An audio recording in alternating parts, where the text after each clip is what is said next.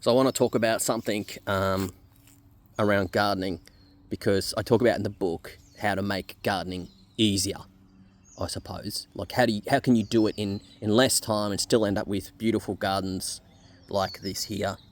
And one of the ways is your irrigation, because there's a bunch of different ways that you can do irrigation. And you know, a lot of people think the most basic idea, you pull the hose out and you stand there and you do it every single day and things like that, depending. What we did is we actually invested in the idea of putting irrigation in the ground. And you know, you can dig the ground and things like that, and yes, it is a bit of work, and I would rather do the work up front, knowing full well that these beds are going to last for years and years and years and years, which is in my course around building garden beds, and I've engineered them so they are.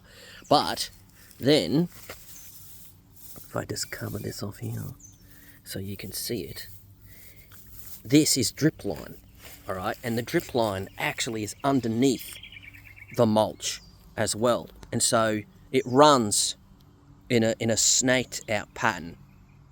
Let me just do that in a snaked out pattern that you can have underneath here. And I've got these taps that I can turn off, because these different beds get different sun in different ways and things like that. I can actually choose to turn these off. So when I have a smart tap timer, and I think that's in one of the emails. When you get the book and you get the bonuses, the email will come to you to talk about that in more depth. Because I got to be honest, I rave about that smart tap timer to anyone that will listen, which I know is weird, but for me, gardening, I don't want to spend my life out watering. But then it goes off and it knows when there's been rain and when there's been a decent amount of rain, and it actually doesn't go off because it knows that you don't need to do the garden.